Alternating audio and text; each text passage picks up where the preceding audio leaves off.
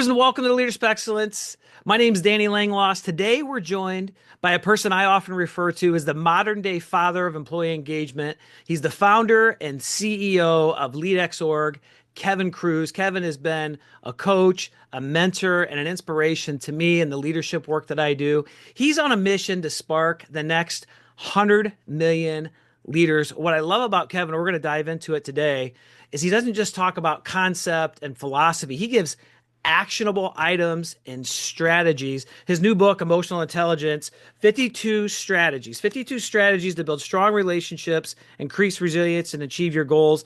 I've taken a deep dive into this. I promise you, it is absolutely phenomenal. He's also on the Inc. 500, Best Place to Work. He's an award-winning entrepreneur, New York Times best-selling author of 9 books, probably about to be 10, Forbes contributor, keynote speaker. You name it, Kevin does it. And so, Kevin, I really appreciate you taking the time and coming on the show. It is great to see you, my friend.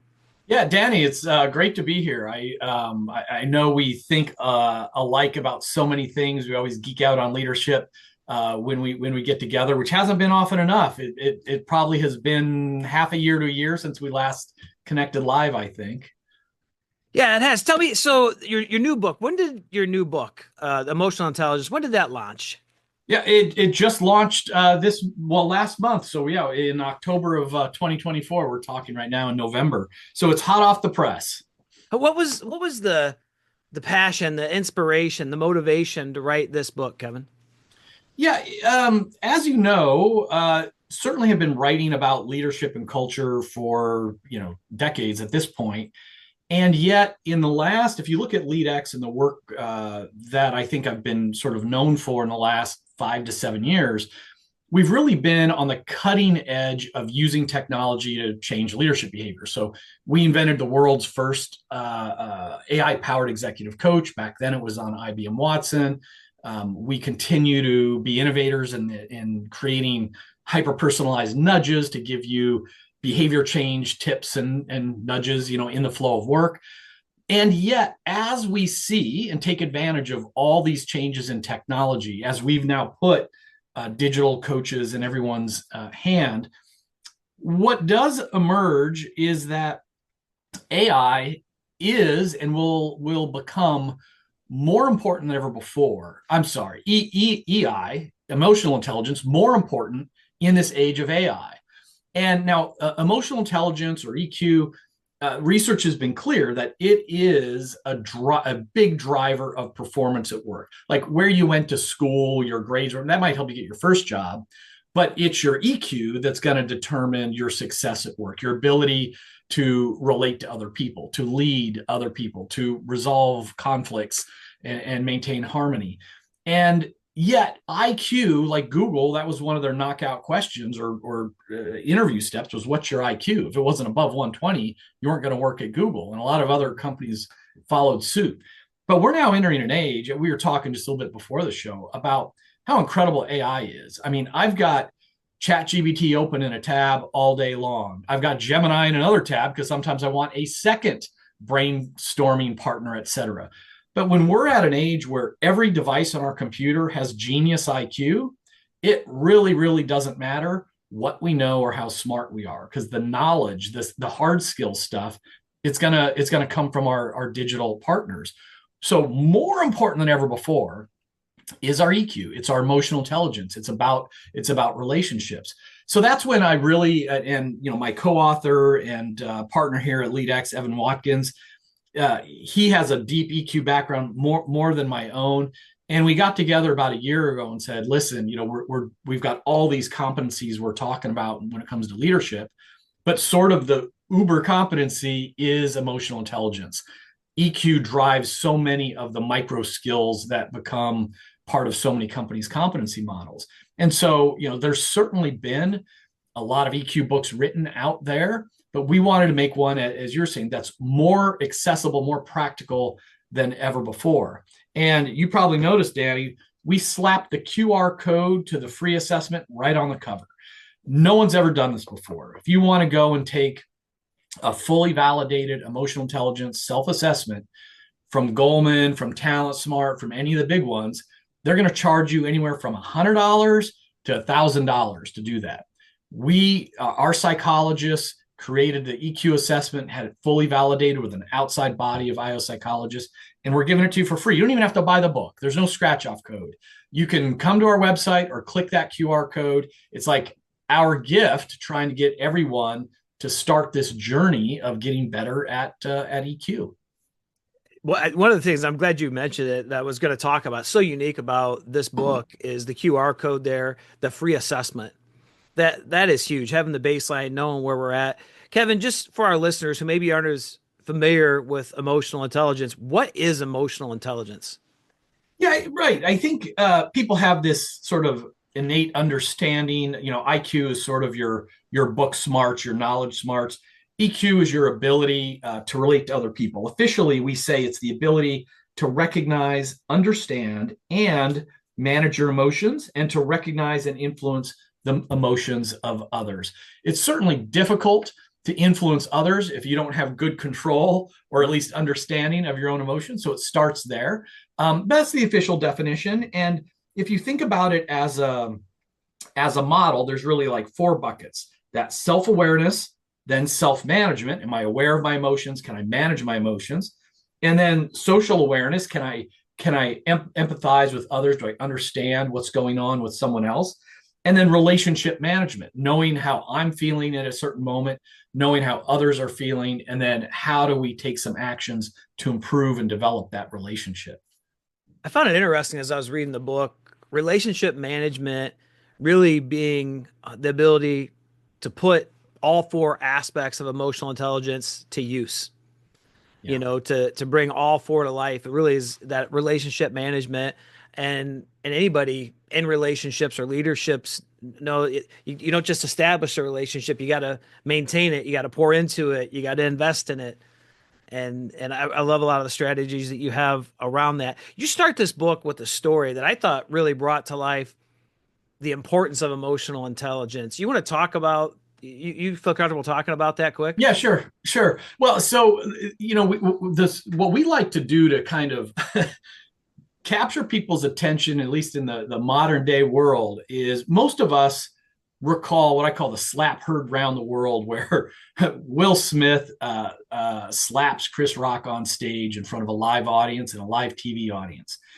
And Danny, I want to set aside, like, as I talk about this incident with the lens of emotional intelligence, it has nothing to do with whether the joke was appropriate or not, or any context of social race or class, because some people like to look at that incident with a lot of different lenses.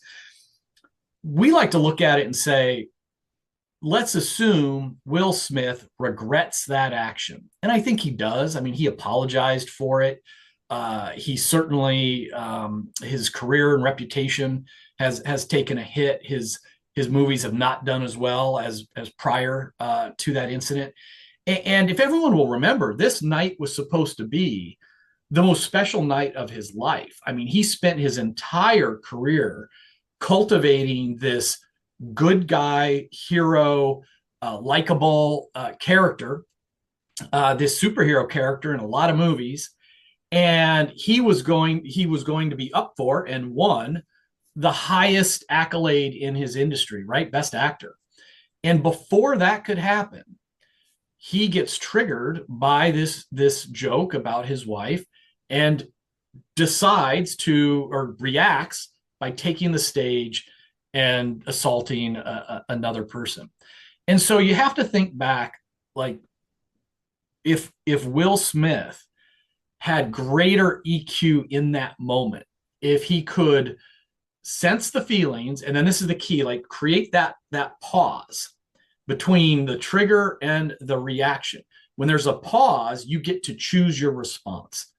And we like to think about and challenge people to think about, because a lot of people will say, hey, you insult my wife, I'm going to come for you too, right? Like, I'm going to slap a guy that's going to assault a family member.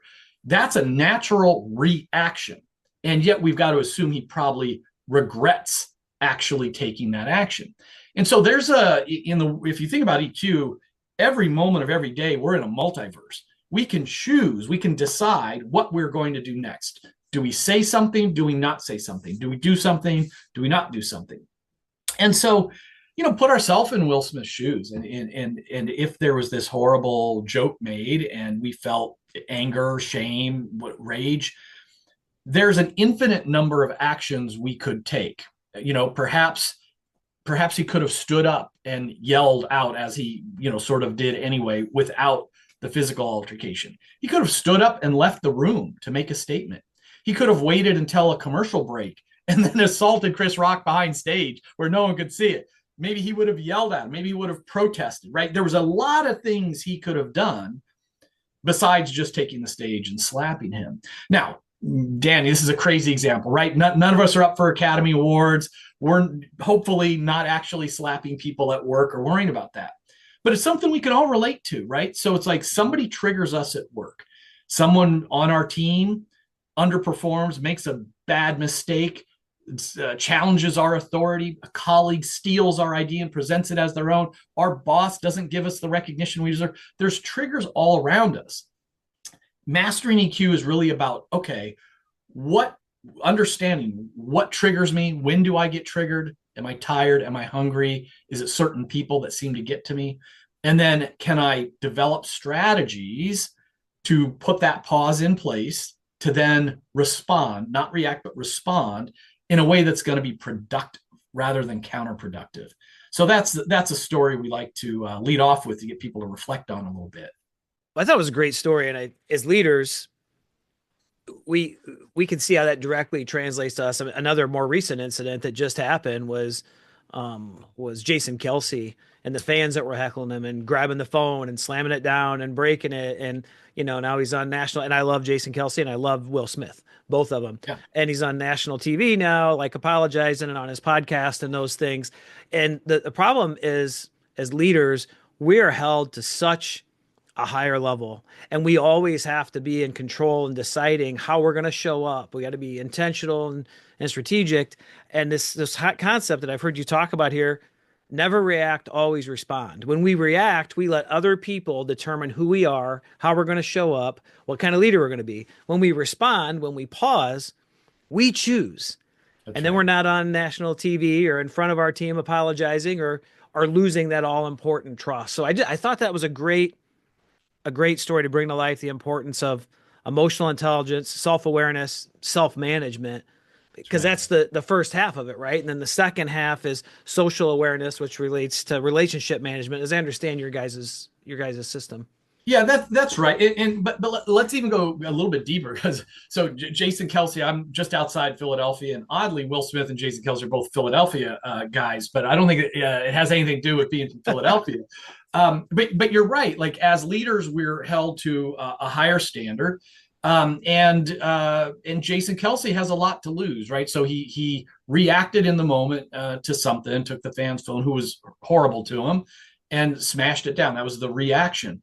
But if you're Jason Kelsey and you've got multi-million-dollar sponsorship deals on TV, right, and broadcasting things and all that, one simple reaction that you didn't pause to think about could literally cost you $1 million. Literally cost you $1 million. And maybe more important than the money is, as a parent, if I get triggered by my young kid and I say the wrong thing, I yell, I scream, I say an inappropriate thing, the damage to that relationship, hopefully not permanent, but at least in a short term, same with our spouses and significant others, right? Our family members, our parents, the whole 360 of our personal relationships. If we react out of emotion, we get triggered and say the wrong thing, the damage can be long lasting and deep. So whether it's at work or at home, it's worth a lot. Danny, I did have the thought that I feel like instead of my name on this book, your name could be on this book because your audience probably already knows this, but I'm going to be sharing this with my audience too. You have a phenomenal keynote, and part of your keynote, you talk about going through the FBI hostage negotiator training and their model to behavior change, right? And it starts with active listening. It goes to empathy. It's building rapport, ultimately getting to influence and behavior change. So I'm sure you've gone deeper into this than I ever have, but you really, again, in some serious circumstances, had to go through some EQ steps, even if they didn't call it that, right? Yeah, no, I appreciate you saying that. And it's fun as we look at that and are able to translate it because people think about empathy being weak on leadership. I think empathy is the heartbeat of leadership. Trust is the currency of leadership. And we think about the importance of emotional intelligence. Without trust, leadership can't exist, psychological safety can't exist. Right. And these moments you're talking about as leaders, when we don't show up in the right ways, when we react versus respond, we lose that trust. And when we lose trust, we lose our influence, we lose our teams.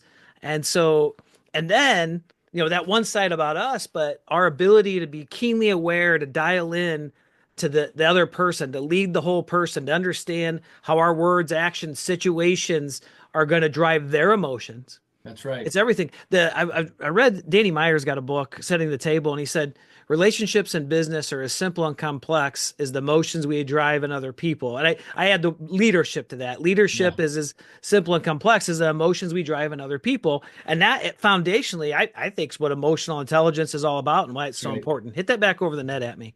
Yeah, no, I agree completely, and that's what sort of pushed me over finally to wanting to write about EQ is when I realized that it was sort of the driver of all these other competencies that people will talk about training, and it's sort of like a lot of people are skipping a step if you're not doing the empathy, if you're not taking the time to connect with someone, if you're not building trust, as you said, without trust, almost nothing else is possible. This is the thing you need to get right before any of those other Mhm. competencies can happen. And I like, but it's simple, but not necessarily easy.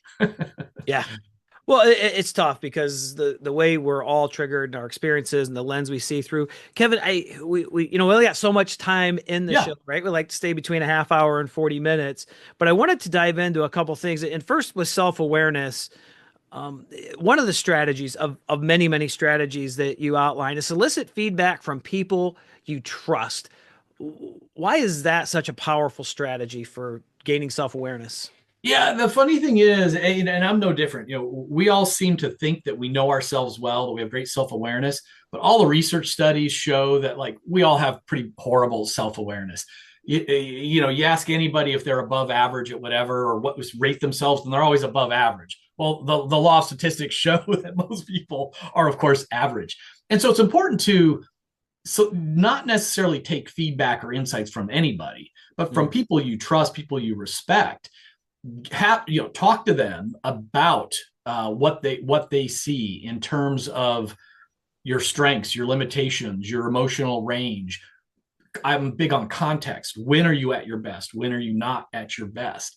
um, I think the psychologists or psychiatrists talk about, we're all inside the mayonnaise jar and can't read the label on the outside. We need others to read our label and kind of tell us, our ingredients. And so look, the first thing for self-awareness on EQ, go to leadx.org/EQ and take the free validated assessment or snap the code off the book cover or something like that. You'll get a starting point on your strengths and limitations when it comes to EQ, but specifically to get insights on your own self-awareness triggers and things, it's best to ask the people that know you best. Ask your spouse, ask your partner, ask people at work who you trust and get those insights from them. One of the strategies I use, and so my assistant city manager, Matt Heckman, he's one of the best leaders I've ever worked with. Incredible friend, great leader, but in intense or high stress or bigger moments, going in and debriefing and saying, I was trying to show up like this. How did I do? That's a great question. Yeah, that's a you great know question. it but you got to have somebody that you trust, that you Yeah. respect, that's dialed in, that you feel has high emotional intelligence. When you do that, self-management, uh, focus on the mission was one of the strategies when it looks at self-management. Why is that an important strategy? Yeah, and not to go too deep in this, Danny, but actually, this idea of future vision is something I'm going really deep on. It's going to actually be the topic of my next book, which will probably be the biggest book so far that I've ever done. When we do research into drivers of employee engagement, there's about 12 of them. Have career conversations, give feedback, don't micromanage, all this stuff. But the number one driver of engagement by far, huge correlation, like 0.6 to engagement, is this idea of future vision. Do I feel like the future is going to be better than today, better than the past? I want to know that tomorrow, like the company's going to do well, the industry's going to do well, I'm going to do well. So as a leader, there's certain things we can do to drive future vision. But when it comes to self-leadership, same thing. Now, Danny, there's plenty of day, running business, wearing multiple hats on things. There's plenty of days where I just don't want to do the things I'm supposed to do. And whether that's process some invoice or have a tough conversation with someone or send 10 cold emails trying to drum business, there's tasks I don't want to do, and it gets me in a negative state. But if I can pause and remember the why, like what is the bigger mission? We are trying to spark the next 100 million leaders. So, the 15 minutes that I've got to do a task that I don't enjoy, doesn't play to my strengths, I think is beneath me.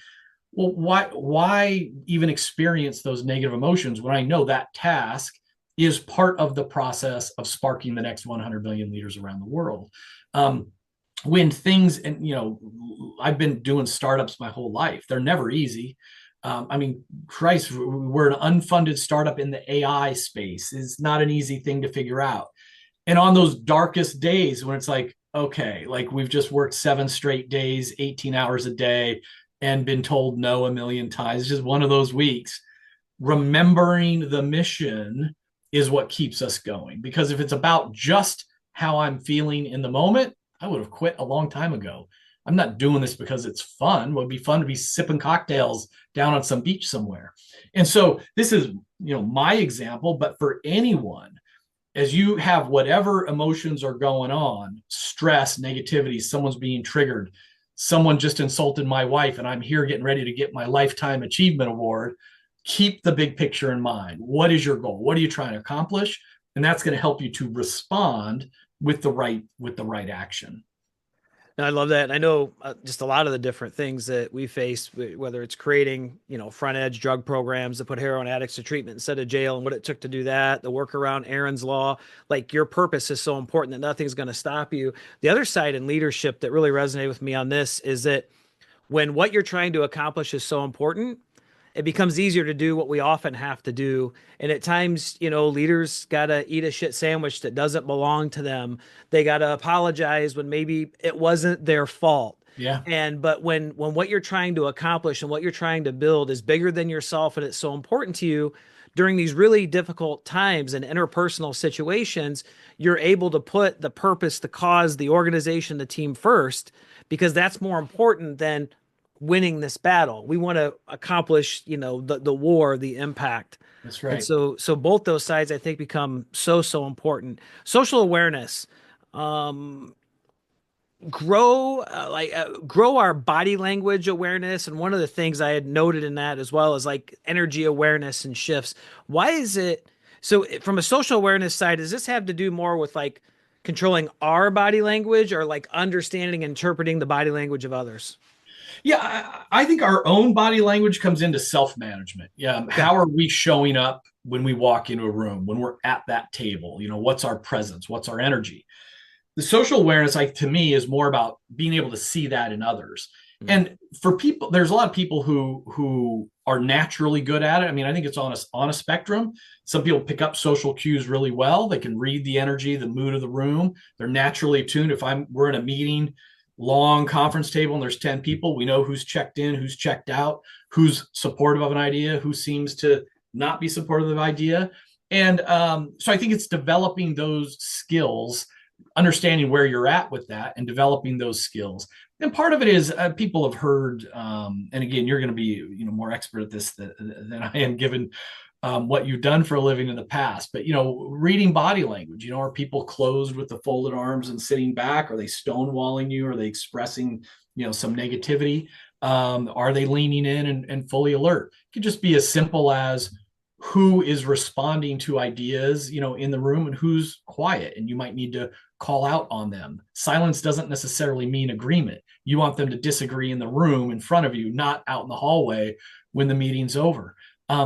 Even just understanding sort of on an emotional level what's going on with your direct reports as a leader. And I'm such a type, my natural type is like, I'm an introvert, I'm intellectual, rational. I'm not a feelings kind of guy, but I've developed habits, so that I will routinely know that, okay, if I'm doing my weekly one-on-one meeting, I'm going to start by asking people, how was your weekend?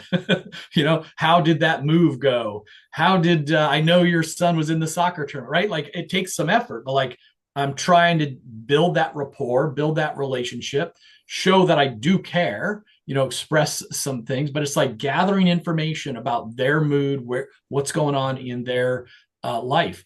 And Danny, sometimes I'm direct. I'll just say to my folks, okay, on a scale of 1 to 10, 1 is you have nothing to do and you're so bored you're thinking of quitting. And 10, you are so overworked, you're pushing 60, 70, 8 hours a week, and you're so busy you're thinking of quitting. Where are you on that scale of 1 to 10? I mean, it's pretty hard for them to dodge the question when I've given them the scale.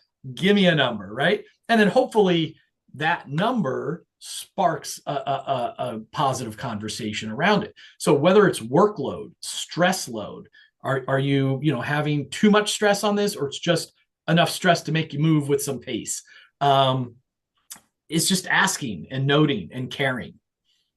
Well, it's such a huge thing. And those are powerful, meaningful questions because they demonstrate I care about you. I'm thinking about you. I'm here to support here. How can I help you? I think people diving deeper versus, okay, this is what the question said, but what did that mean to the other person? And what type of emotion did it drive in them Right. because you cared to ask it? The one thing I want to tie up just a little bit on body language that's really, really important is that when we lead the whole person, we get to know people personally and professionally. We have frequent contacts with them.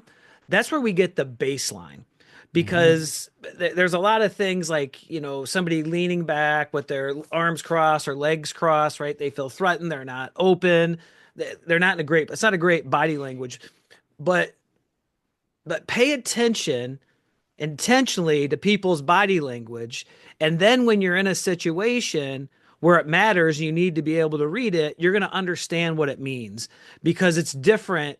There's similarities, but there's differences. And No, that's Jane, why, this is important, and I know a lot of recent research goes against some of these stereotypes about body language, and so it's the change in body language. Some people have a mm, certain style or vibe, physically, and then you can notice that change, right? yeah.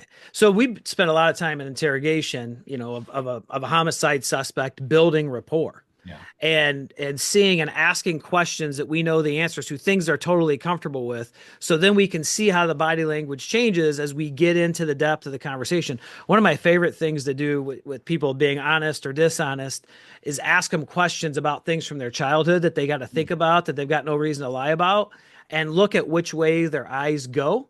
Do they Mm-hmm. go up and to the right? Do they go up and to the left? And then you can pay attention to some of those things, but it's about how do we get people's baseline?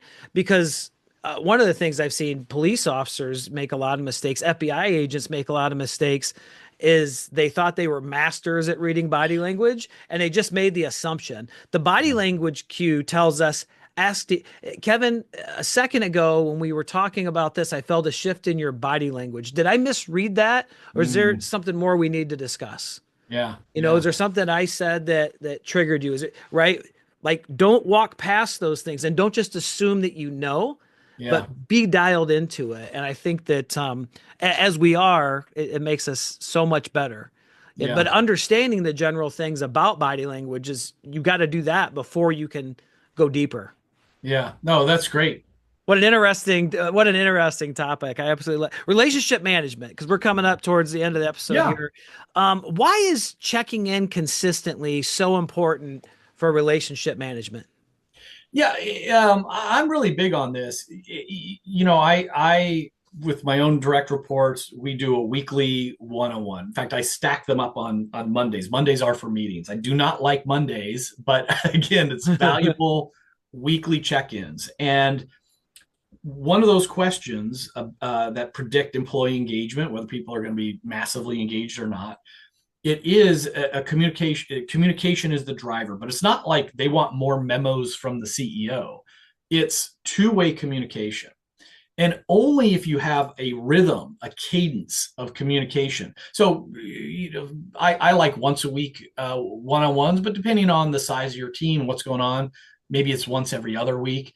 Um, but this idea of check-ins to develop the rapport, and almost like you were saying about body language, just to know what people's vibe is and to Mhm. look for those changes. People will be um, very forgiving, knowing that, like, okay, some people are very expressive and extroverted and this person's going to talk a lot, but this other boss I have is a little introvert, a little quiet, but they want to know that they've got access to you and that you care. So to me, I Mm. literally schedule them every Monday. It's just a standing one-on-one. Sharon's at noon, Evan's at 1, right on down that list. And it starts there. It's tough. You talk a lot about trust, which I totally love your message there. It's very difficult for problems to get solved when there was no communication or trust built prior to the problem surfacing, right?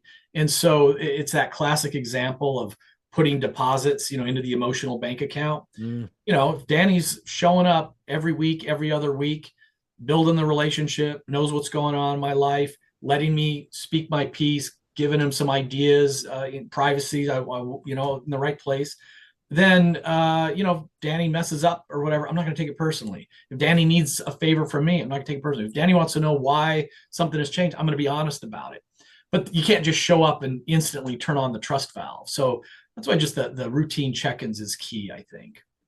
Yeah, that consistent investment in the relationship. And it's crazy because our brains are wired to risk. We assume negative intent. Right. And unfortunately, even when you have a strong relationship, the more distance that you have between contacts, the more negative things that pop into people. Our minds play tricks on us. It sure does. Greatest battle we'll ever face is a battle between our ears. So these Cannot trust your mind. no, these frequent check-ins, they have access to you. You care about them. You're there to support them. That's right. You're checking in on them, as you talked about earlier, both personally and what's going on there, but also professionally. It's what those meetings and things say to people. Yeah, Do, that's do right. you have a message? Is there anything that you really wanted to get out and convey during this conversation before people, take a deeper dive, that we haven't talked about? No, Dan, I mean, we covered a lot of ground. I would actually just elevate it again to try to motivate people to whether it's with our free assessment, the book, or some other thing.